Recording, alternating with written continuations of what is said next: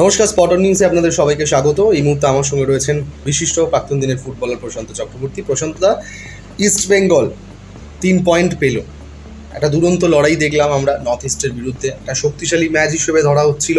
সেই ম্যাচেই টার্গেট করে ইস্ট বেঙ্গল 3 পয়েন্ট তুলে নিল। এরপরে চেন্নাইয়ের বিরুদ্ধে ম্যাচ, যাকে মোহনবাগান পরাজিত করলো একদম শেষ মুহূর্তে গিয়ে। চেন্নাই ভালো লড়াই করেছিল, কিন্তু তারা দুর্ভাগ্যবশত পয়েন্ট পায়নি। তো এই ইস্ট বেঙ্গলের কাছে এই ধারাবাহিকতা যে জয়টা শুরু হলো, এটা ধরে রাখাটা কতটা চ্যালেঞ্জ, কঠিন? আর দ্বিতীয়ত হচ্ছে কি, এটা ঘরের মাঠের বাইরে খেলতে হবে, কতটা ডিফিকাল্ট?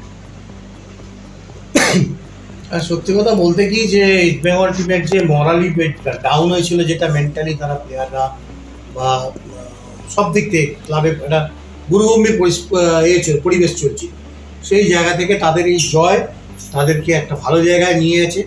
এবং টিমের বাকি ছেলেরা কিন্তু মরালি অনেকটা আফ হয়ে গেছে। এবং এই যে পয়েন্ট আসছিল না, হঠাৎ করে পয়েন্ট আসছিল না চলছিল, সেখান থেকে পয়েন্ট পাওয়াতে কিন্তু তারা অনেক বেশি মেন্টালি বুস্ট আপ হয়ে গেছে। অস্কার কিন্তু যথেষ্ট চেষ্টা করছেন এই টিমটাকে নিয়ে একটা হাইপের জায়গায় নিয়ে যেতে। টিমের খেলোয়াড়রাও দক্ষতা দেখাতে শুরু করছে। মাইনি দালাল আগের ম্যাচটাতে অসাধারণ ফুটবল খেলেছে। সবাই, আমি কার কথা বলবো, পেসকো থেকে শুরু করে মানে এই টিমটা, সৌভিক, পেসকো, তোমার মাইন্দি তালাল, বিষ্ণু পর্যন্ত, দিয়ামান্তকস, মানে অসাধারণ টিম। অর্থাৎ এই যে টিমটা ইস্ট বেঙ্গল, মোহনবাগান, মামাডান আমাদের কলকাতার দল। দেখো, সত্যি কথা বলতে কি, এই দলগুলো যদি পয়েন্টের নিরিখে পিছিয়ে যায়, আমাদের কাউরই ভালো লাগে না। তার কারণ হচ্ছে এই ইস্ট বেঙ্গল মোহনবাগান টিম সবসময় ওপরে থাকতে বেশি পছন্দ করে। এই জায়গাটা কিন্তু ইস্ট বেঙ্গল মরালি একটা বুস্ট আপ হলো, একটু নিজেদেরকে ফিরে পেল। আগামী ম্যাচগুলোর জন্যে তারা নিজেদেরকে একটা অক্সিজেন, এক্সট্রা অক্সিজেন তারা তৈরি করে নিল। এবং পরের ম্যাচটা সম্ভবত তাদের চেন্নাইয়ের মাঠে খেলা, চেন্নাইয়ের ঘরের ম্যাচ, এও ম্যাচ হিসেবে তারা নিজেরা আগামী ম্যাচটা কিন্তু তারা যথেষ্ট ভালো খেলবে, এই বিশ্বাস আছে। তার কারণ ইস্ট বেঙ্গল জার্সি করে যেসব খেলোয়াড়রা খেলেন বা ইস্ট বেঙ্গল টিম যদি পয়েন্ট রান করতে শুরু করে বা দেয়ালে পিঠে হয়ে গেলে, কিন্তু তারা খুব ভালোভাবে বাউন্স ব্যাক করে। আমি তার মানে বলছি না যে অন্য ক্লাবরা করে না, কিন্তু ইস্ট বেঙ্গলের একটা কালচার এবং তাদের গঠনমূলক এই ব্যাপারটা কিন্তু চিরাচরিত কোথায় হয়ে আসছে। সেই জন্যই আমি সেই বিশ্বাসের অবস্থা করে আমি বলছি, তাদের পক্ষে আগামী ম্যাচগুলো কিন্তু স্পেশালি আগামী ম্যাচ হোক, হোম ম্যাচ হোক, যে ম্যাচ করতে হবে, তাদের ওদের কোচ বলে যে ডুয়ার ডাই, প্রত্যেক ম্যাচ হচ্ছে knock out. It's a good feelings. এটাই তো প্লেয়ারদের মধ্যে ভাবা উচিত।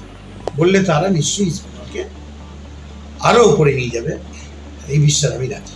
50-60 মিনিট পর্যন্ত চেন্নাইয়ের যে প্রেসিং ফুটবলটা খেললো, বিশেষ করে ওদের ওই যে উইলিয়াম জর্ডন বলে প্লেয়ারটা রয়েছে, চিমাচুকু রয়েছে, এরা হয়তো গোল করতে পারেনি, কিন্তু যে প্রেসিং ফুটবল পুরো ডিফেন্স থেকে শুরু করে মাঝমাঠ খেলেছে, মোহনবাগান ঠিকঠাকভাবে ধরে রেখেছিল। এটা ইস্ট বেঙ্গলের পক্ষে কতটা কঠিন হতে পারে এই প্রেসটাকে ধরে রাখা? দেখো, ইস্ট বেঙ্গল টিমটা এখন পয়েন্ট আর্ন করার জন্য তারা চেষ্টা করছে যে তোমার নিজেদেরকে তারা কি কোন জায়গায় নিয়ে যাবে। তো এই জায়গা থেকে তুমি একটা জিনিস তোমাকে লক্ষ্য করতে হবে যে ইস্ট বেঙ্গলের পরবর্তী ম্যাচ তারাও এরকম কিন্তু স্টেপ ফেলে যাবে। আরও 2-1টা ম্যাচ যদি ইস্ট বেঙ্গল জিতে যায় পরপর, তাহলে টিমের ফ্রিকোয়েন্সি আস্তে আস্তে চলে আসবে এবং এটা ইজি হয়ে যাবে বলে আমার বিশ্বাস। কারণ ইস্ট বেঙ্গল মোহনবাগান টিম যথেষ্ট মানে ভালো টিম হয়েছে এবারে, এবং তারা দক্ষতা নিয়ে তারা ভালো পারফরমেন্স করছে। প্রশান্ত, আরও একটা প্রশ্ন আছে। নন্দ মহেশ খেলতে পারি, রেড কার্ডের জন্য সাসপেনশন ছিল, এই ম্যাচে হয়তো তারা ফিরবে। তো নন্দ মহেশ আগের দিন বিষ্ণুর সুযোগ পেয়ে সায়নও পরিবর্তন হিসেবে পরবর্তীকালে দেখা গেছিল। এরা যে ফুটবলটা খেলেছিল, বিষ্ণু আর মহেশ এবং নন্দের পরবর্তীকালে সুযোগ পেতে কি একটু অসুবিধা হতে পারে নাকি? ওরা মানে only things depend on coach. Coach যদি মনে করেন যে এই কম্বিনেশনটা দিয়ে আমার পয়েন্ট এসছে বা ভালো খেলেছে, আবার রিভার্স করে যদি দেখেন যে না, এক্সপিরিয়েন্স প্লেয়ার এরা আছে, এদেরকে আমার টিমের জন্য লাগবে, তো সেটাতে এখন এক একটা কোচের এক একটা ফিলোসফি থাকে। অস্কার কি ভাবছেন এটা আমি এখানে বসে বলতে পারবো না। তবে আমার মনে হয় বিষ্ণু যে পারফরমেন্সটা লাস্ট ম্যাচে করছে, বিষ্ণুকে কিন্তু দিয়ে শুরু করিয়ে খেলিয়ে নিয়ে আবার আস্তে আস্তে মহেশদের নিয়ে আসা এই টিমের জন্য। Thank you Prashanta.